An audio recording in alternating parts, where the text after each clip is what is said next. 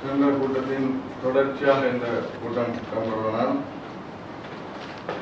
சென்ற கூட்டத்தின் நிகழ்ச்சி நிரலே இந்த கூட்டத்தின் நிகழ்ச்சி நிரலாகவும் இருக்கும். சபைகளின் குழுக்களுக்கான உறுப்பினர்கள் நியமனம். கூட்டறிக்கை வாசிக்கப்படுகிற கூட்டறிக்கை வாசிக்க தேவையில்லை. கடந்த கூட்டறிக்கை வாசிக்கணும். அனுமதியெல்லாம் பேச வேண்டாம். தவிசாளர்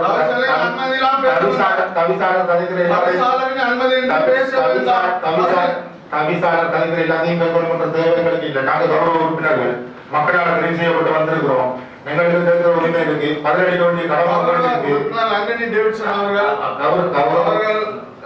மகிழ்ச்சி நிரலுக்கு அமைவாக மக்களால் தெரிவு செய்யப்பட்ட அமைதியாக இருக்கும்படி கட்டளையிடுகிறேன். அமைதியாக இருக்கும்படி குழப்பம் ஏற்படும் வகையில் நீங்கள் கூட்டத்தில் செயற்படுகிறீர்களானால் இது குழப்பம் இல்லை. நிம்மதியான கூட்டத்தை விட்டு வெளியேற்றதுக்கான தகுந்த காரணங்கள் இருக்கும். மக்களால் தெரிவு செய்யப்பட்டு வந்திருக்கோம். நாங்கள் கூட்டத்தின் தலைவரின் அறிவுறுத்தலை உதாசீனம் செய்து சபை நடவடிக்கை குழப்பம் விளைவித்தல் தொடர்ந்து செயற்பட்டு கூட்டத்தின் ஒழுக்கத்திற்கு பங்கம் ஏற்படும் விதத்தில் செயற்படுவதால் துணைபதி 9(1) படி அமைவாக சபா மண்டபத்திலிருந்து உடனடியாக நீங்கி இன்றைய தின கூட்டம் நிறைவடையும் வழி வெளியே இருக்குமாறு கட்டளையிடுகிறது. அந்த அதிகாரம் இல்லை. மக்களால் தெரிவு செய்யப்பட்டு நாங்கள் வந்திருக்கிறோம். மக்களால் தெரிவு செய்யப்பட்ட பிரதிநிதிகள் பெற்ற கேள்விகளுக்கு பதிலளிக்க வேண்டிய சபை கூட்டம் முடியும் வரை மண்டபத்திலிருந்து விலகி இருக்குமாறு கட்டளையிடுகிறேன். அந்த கட்டளை வந்து அதிகாரம் உங்களுக்கு இல்லை. மக்களால் தெரிவு செய்யப்பட்ட மக்கள் பிரதிநிதிகள் ஒரு கௌரவ உறுப்பினர் சபையில அனுமதிக்கு நேரம் மட்டும் பேசலாம். அப்படி சொல்லி கௌரவ உறுப்பினர்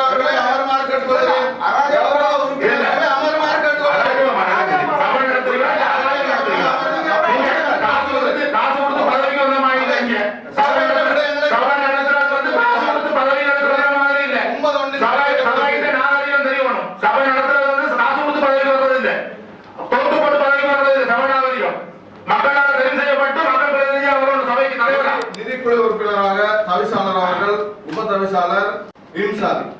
இந்த விடயங்களை நாம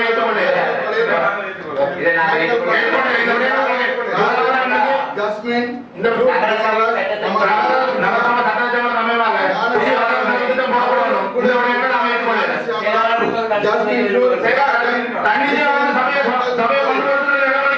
வசதிகள் நலன்புரி விளையாட்டு உறுப்பினராக இந்த சபையோட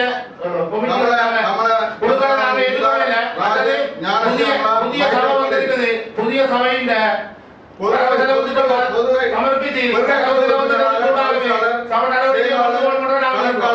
மைக்கேல் கொலின் இந்த விடயங்களை நாங்கள் ஒருத்தர் மேற்கொள்கிறோம் மற்றும் நிர்வாக உத்தியோகத்தர் அவர்கள் இந்த குழுக்களின் உறுப்பினர்களாக இருப்பார்கள். இந்த செயலாளர்களுக்கு ஒரு கருத்து முன்வைக்க விரும்புகிறேன்.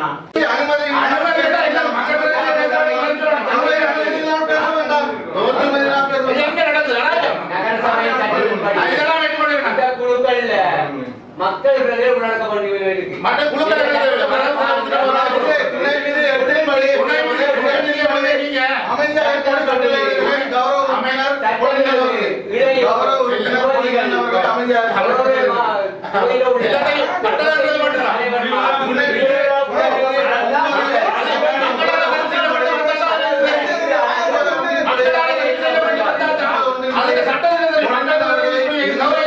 இன்றைய கூட்ட நிகழ்வில் இந்த சபா மண்டலத்திலிருந்து விலகி இருக்குமாறு கட்டளையிடுகிறேன்.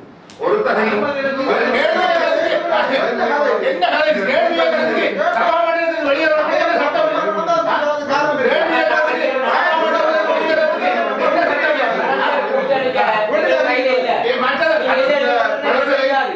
இந்த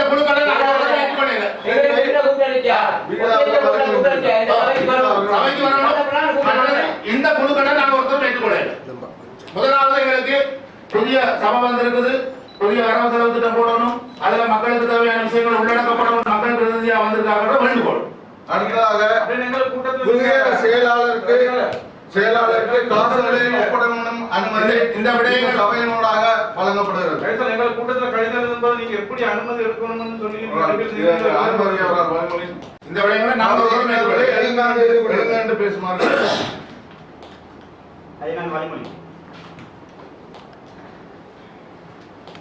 தவிசாளர் மற்றும் செயலாளர் செலவிடத்தக்க நிதி எல்லைகளை தீர்மானித்தல்.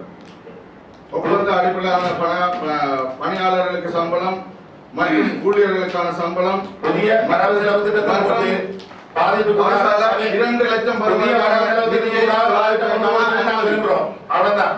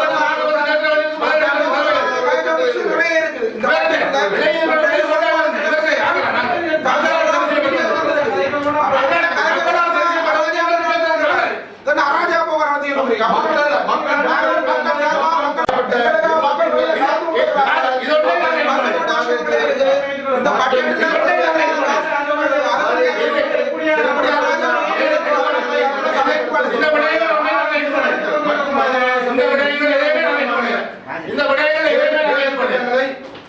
தீர்மானித்தார்.